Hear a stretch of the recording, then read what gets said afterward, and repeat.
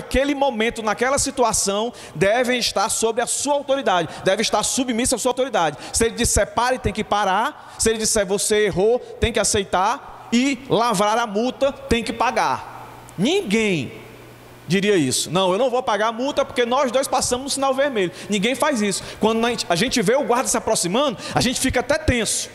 Por quê? Porque a gente percebe que ali há uma autoridade sobre ele. Se ele tivesse sem a farda, sem nada, para a gente é uma pessoa comum. Mas como ele está de farda, a gente consegue enxergar. A farda denuncia que ele tem uma autoridade sobre ele, da qual eu, você, deve submissão, deve sujeição, deve uma atenção. Em hipótese alguma, eu e você, numa situação dessa, vai achar que ele é melhor do que a gente. Em hipótese alguma. Nessa hora não vem nenhum tipo de pensamento desse. Vem? Não vem. Não, esse cara está se achando melhor do que eu. Esse guarda se acha. Ninguém vai pensar isso, porque a gente entende racionalmente que tem sobre ele essa autoridade. Minhas irmãs, também é assim. Deus organizou a sua criação. E ele impôs, hierarquicamente, cada um. Quando nós lemos lá Coríntios, diz que o homem é o cabeça da mulher e Cristo é o cabeça do homem. Ou seja, todo mundo tem que estar em submissão. E o próprio texto que nós lemos aqui, do capítulo 2, verso 13, coloca todo mundo sob submissão uns aos outros. Isso é uma grande organização, que a gente não pode fugir disso. Então a submissão diz respeito à ordem e à autoridade, não ao valor de cada um. Então quando você olha lá para os tempos de Jesus, existiam os escravos. Os escravos eram sujeitos, tinham que estar sob submissão os seus senhores. Mas tinha muitas coisas que os escravos faziam que os seus senhores não sabiam fazer. Entendeu? Era só questão de organização. É como a igreja aqui. A pessoa mais inteligente, mais sábia é o pastor Luiz Ricardo? É? Não, tem pessoas aí no meio da igreja que é mais sábia do que ele. Como na minha igreja também, eu não sou o mais sábio. Eu não fui colocado para ser pastor porque eu sou mais crente do que qualquer outro. Não. É questão de organização. Deus quis assim, vocacionou a mim, vocacionou o pastor Luiz Ricardo para ser o pastor de vocês. Mas isso não quer dizer que ele é superior a vocês. Isso não quer dizer que ele tem uma intimidade assim, é mais assim com Deus do que você, que tem mais privilégio com Deus do que você. Não. É simplesmente uma ordem organizacional. De quando alguém chegar, quem é que está no comando aqui dessa igreja? Aí você vai apontar: pastor. Ninguém aqui pode se sentir inferior ao pastor. Mas de uma coisa todo mundo tem consciência, que ele é autoridade. Assim, meus irmãos, é nesse texto. O homem tem essa autoridade sobre a mulher. A mulher deve se sujeitar a ele. Isso é muito interessante. Porque esse sujeitar gera uma oportunidade para a mulher. Oportunidade para quê? Lembra que a gente viu no finalzinho do verso primeiro? Para se algum deles, no caso, essa mulher for casada com um homem que não é cristão, por a sua forma de sujeição, submissão a ele, ela possa ganhar ele sem palavras para Cristo. Sem palavras aqui não é que não deva pregar, tá? Sem palavras aqui, ó, a ideia é aqueles falatórios, né? Aquela coisa que a mulher que fala demais, quer por força que o marido, né, seja crente, né? Acorda de manhã botando o som bem altão, aquelas músicas chamando o cara ao arrependimento, bota bem alto o som, entendeu? Aí é cheio de frase, de versículo. Quando ele acorda e tem um na frente do espelho, ele vai escovar os dentes, tem outro lá, e fica com esse negócio todo aí. Não, não é isso. É isso aí, sem palavras é isso aí, certo? Você ficar insistindo e orando em voz alta: Senhor, converte esse homem. E algumas vão até dizer assim: converte esse animal. Isso aí não vai. Esse tipo de palavra você não deve falar, certo? Você não deve falar. Século IV, um teólogo muito conhecido chamado Agostinho, ele tem as confissões dele. E em uma delas, ele traz o nome da mãe dele, a Mônica. E ele diz como foi que a mãe dele, Mônica, conseguiu ser um instrumento de Deus para que o seu pai viesse a Cristo. E foi justamente vivendo essa submissão estando sob sujeição ao seu marido, certo? As irmãs devem entender que isso aqui não é escravidão, não é fazer o que o marido quer, não. Se o seu marido, seja ele crente ou não, se ele mandar você fazer coisas que de fato ofende a Deus, aí você não deve fazer, certo? Você não deve fazer. Do contrário, você tem que suportar, tá certo? Até porque quem convence o homem do seu pecado não é a mulher, não é o próprio homem, é o próprio Espírito Santo. Mas Agostinho diz o seguinte, ó, acerca da mãe dele, Mônica. Ela diz assim, ó: ela o serviu como seu senhor e dedicou-se com diligência a ganhá-lo para ti, falando de ti para ele através do seu comportamento, por meio do qual tu a ornaste, tornando-a reverentemente amável para com seu marido. Século IV, lá distante. Está muito longe para você? Então eu vou trazer um mais perto. Eu sou filho de pastor. Eu nunca esqueci essa história que meu pai contou de uma irmã da igreja. O nome dela é Zenilda, uma irmã da igreja bíblica lá do Antônio Bezerra, do bairro Parque Rio Branco, onde meu pai foi pastor por 17 anos. Tinha essa irmã Zenilda. O marido dela não era crente. Não era crente. Então ele às vezes impedia ela de ir à igreja. Ele inventava qualquer coisa, entendeu? Aí ela, para se precaver, então ela pensava em tudo aquilo da qual ele poderia pegar como argumento para impedir de ir à igreja, ela tentando resolver. Se ele fosse reclamar do lanche, ela já deixava pronto. Do almoço, ela já deixava pronto. Para não ter argumento. Não, tu vai para a igreja, eu vou ficar sem lanchar. Não, está aqui seu lanche. Não, tu vai para a igreja, e como é que vai ser o almoço? A EBD, no caso. Não, está aqui, quando eu chegar, o sofá está tudo pronto. Mas tinha dia que ele implicava.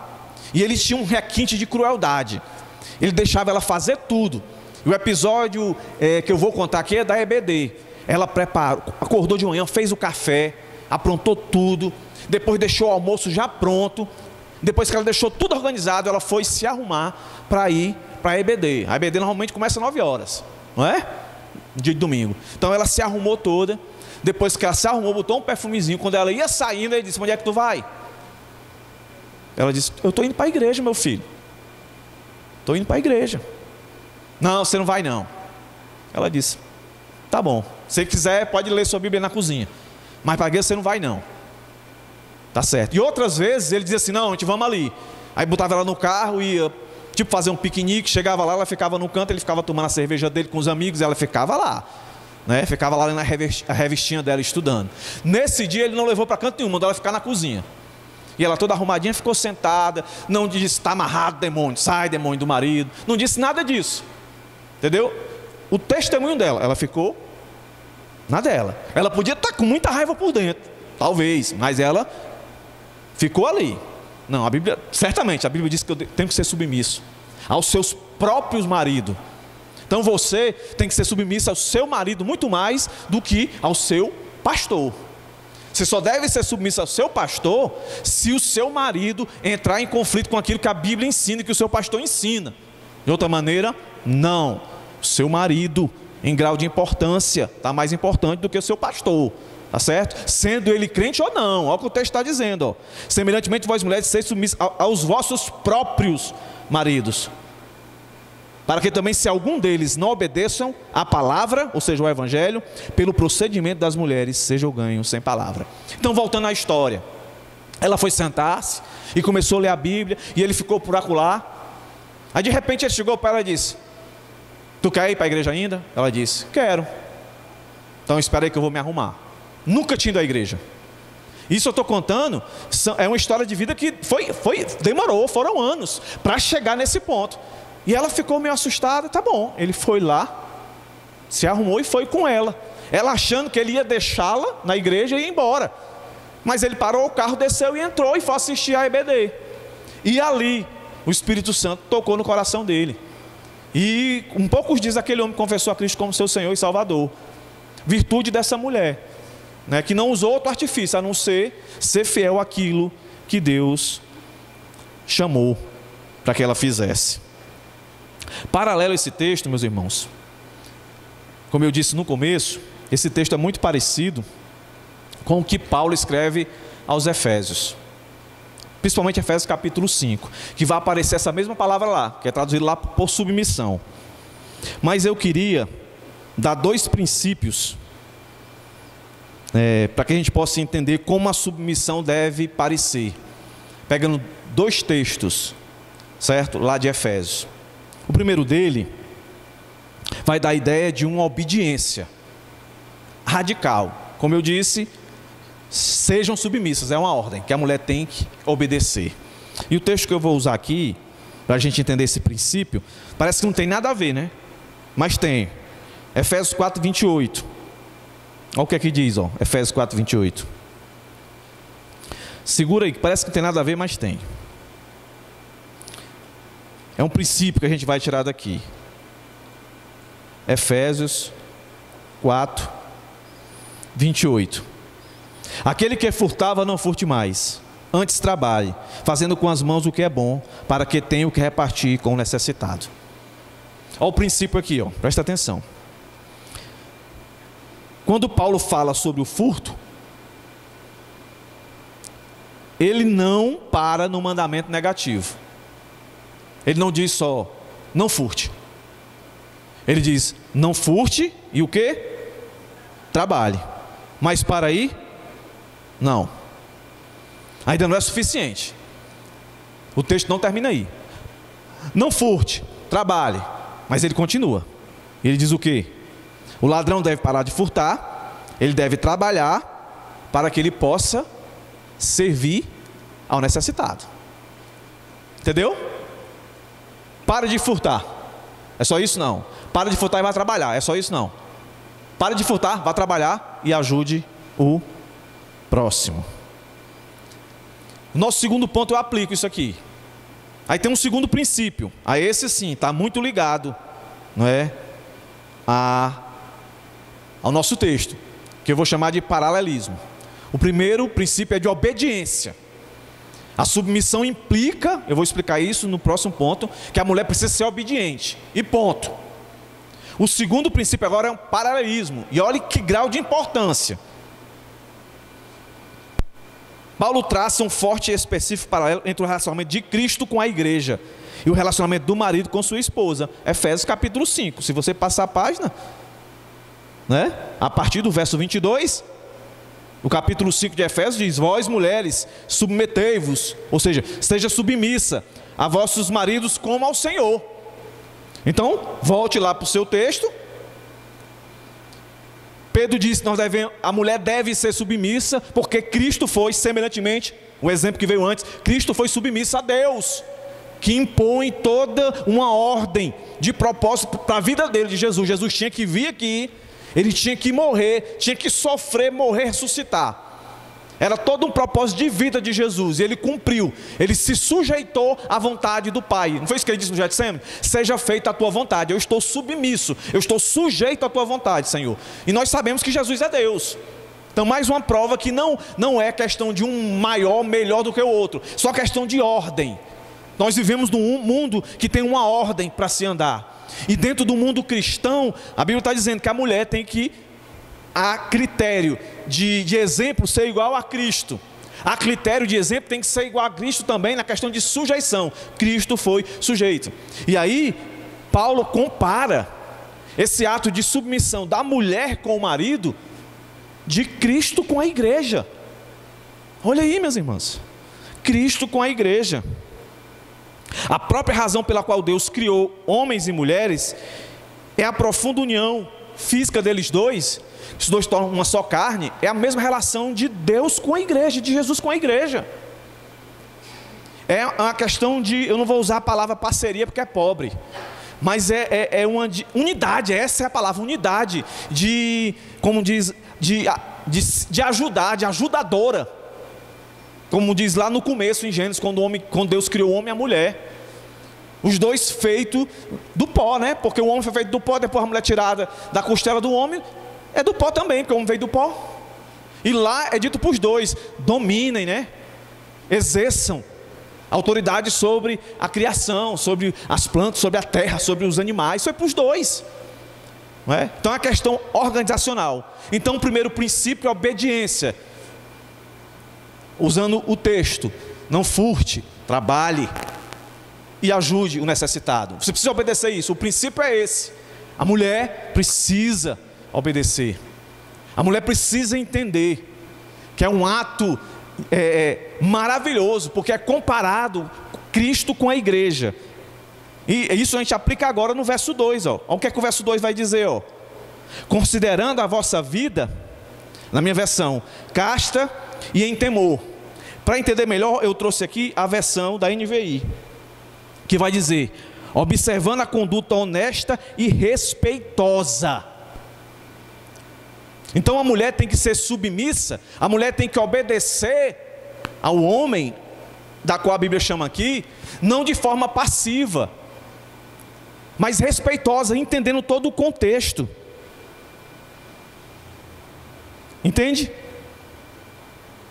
Para obedecer ao mandamento de Cristo, a questão da obediência, uma esposa deve tornar a conhecer o coração do seu marido. Ela precisa ter esse discernimento, seja ele cristão ou não. É um ato de serviço. Obedecer é um ato de serviço. Não é algo ditatorial. Obedeça e pronto, fique calado, não pense. Não, pense, analise, para que de fato você não fique só com a verdade incompleta.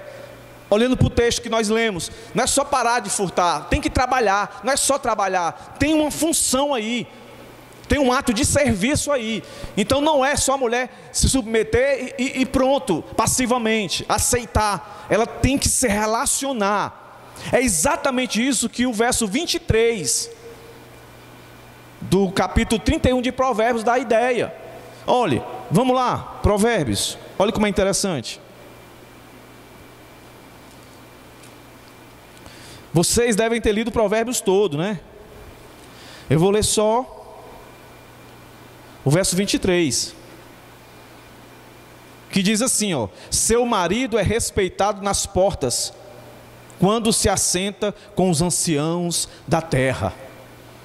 A submissão da mulher gera uma obediência ao ponto dela não só ficar parada, ela fazer alguma coisa que de fato o homem se coloca na posição da qual é a dele, a autoridade. A mulher não vai dizer que o homem tem autoridade falando, mas é vivendo, é demonstrando isso. E o texto de Provérbios mostra isso. Se você ler todinho, começando do verso 20, vai dizer o que ela fazia, né, quais eram as atividades dela, e tudo com o fim de que o marido dela fosse honrado. Todo mundo olhasse e dissesse: rapaz, esse homem aí é um homem de autoridade. Essa é uma mulher realmente que o ajuda. Não é, poxa, esse cara tem autoridade, essa mulher morre de medo dele. Não, essa mulher o respeita. Ela não faz isso com joguinhos de interesse. Ela faz isso porque ela entende que é benefício um para o outro. Ela é submissa e ela é respeitosa, que é a segunda palavra, não porque ela acha que ela tem que fazer um jeito para ganhar o marido naquilo que ela quer. Ela faz porque ela entende que isso edifica o relacionamento. E isso traz honra para o seu marido. E trazendo honra para o marido, qual é a mulher que não é honrada? Não tem um ditado que diz: por trás de um grande homem há uma grande mulher? Isso não está na Bíblia não, mas é uma verdade. Por trás de um grande homem há uma grande mulher. Uma mulher submissa, uma mulher que respeita. Essa é a ideia. Uma mulher que respeita. Aí não para aí não. A submissão de uma esposa a seu marido deve ser paralela à submissão da igreja a Cristo. E o que é que Paulo chama lá aos Efésios? Nessa relação de igreja e Cristo, a tarefa da igreja, que no caso é a esposa, é aprender a fazer convergir todas as coisas ao cabeça que é Cristo. Certo? Que é Cristo. Então, assim como a mulher de Provérbios, ela fez tudo convergir para o cabeça que é o homem. E ele sendo honrado, ela vai ser honrada, vai ser conhecida como uma mulher madura, uma mulher sábia, uma mulher virtuosa, que ela respeita o seu marido, que ela não vive uma submissão de medo, de pavor, de pânico, mas de sujeição, porque ela tem na mente dela que isso é bíblico. Cristo se sujeitou. Se Cristo se sujeitou, quanto mais nós, pecadores. Então a sujeição é para todos, mas aqui, como eu disse no começo, eu gasto aqui mostrando para você que não tem desgraça nenhuma para uma mulher ser submissa, para uma mulher ser respeitosa. Não tem desgraça nenhuma para a vida dela, pelo contrário, esse é o caminho da alegria, da satisfação, não de sujeição. E é interessante que eu trouxe o depoimento aqui de uma mulher, de uma americana, que ela escreveu num jornal em 1989, já lutando contra o feminismo. Como eu disse, essa palavra submissão, ela explode na cabeça das feministas. Para ela é desigualdade. E eu estou tentando mostrar para os irmãos que não é.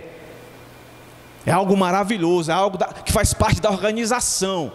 E cabe à mulher se sujeitar. Em outros textos vão dizer que o homem tem que amar, não é? Mas aqui eu estou focando nas mulheres. Olha o que essa mulher diz, ó. Sou casada há 28 anos. Conforme vou gradualmente compreendendo a natureza radical da submissão, porque é radical.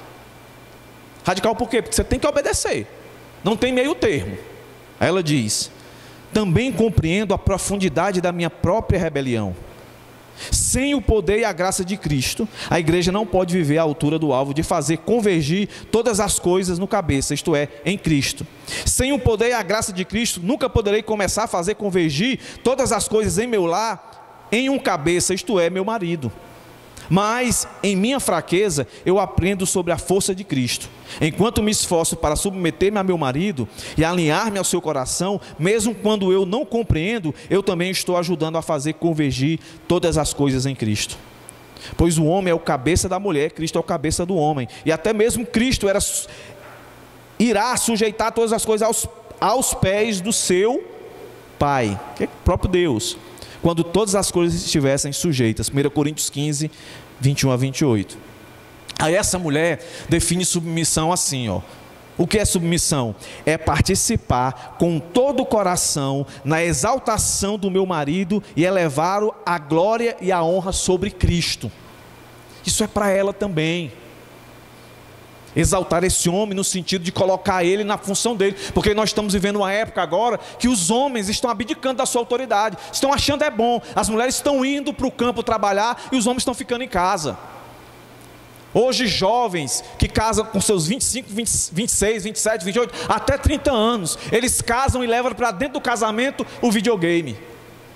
E fica lá no videogame e não tem a sua posição de autoridade. Mas isso muita culpa das mulheres, porque em busca de se libertar dessa sujeição, que para muitas delas isso é incompreensível. Eu não posso me sujeitar ao meu marido, ele não é meu dono, nós somos iguais. Mas a Bíblia diz isso, que vocês são iguais, mas a Bíblia também diz que você tem que se sujeitar a ele. Entende isso? É interessante que nós lemos no capítulo de Pedro que a submissão está no meio da sociedade em relação ao seu governo, está no meio do trabalho entre o patrão e o funcionário e dentro do relacionamento. Mas as pessoas não conseguem olhar para isso. As feministas lutando para que a mulher saia debaixo do jugo do marido, porque ela tem que trabalhar igual a ele, ela tem que ganhar o mesmo tanto, ela tem que ir, mas não se apercebe. Está só trocando de senhor. Porque ela vai trabalhar, vai ter um patrão em cima dela, dizendo se submeta, e ela vai ter que se submeter. Ela está dentro de uma sociedade onde vão impor sobre ela. Vai sair uma lei assim, assim, aquilo outro, e vai dizer, se submeta, ela vai ter que se submeter. Isso é bíblico, a mulher tem que se submeter à sociedade, ao meio de trabalho e dentro de casa. Então se é para se submeter, vamos fazer como a Bíblia diz. Eu me submeto, mas entendendo a minha posição, com respeito. E aí o último passo que ele dá, ele vai dizer dessa mulher, ó, você tem que ser submissa, você tem que ser uma pessoa respeitosa, isso demonstra temor, isso atrai o favor de Deus. E por fim, eu vou correr mais um pouquinho para terminar no tempo, ele vai dizer, ó, especificamente, no verso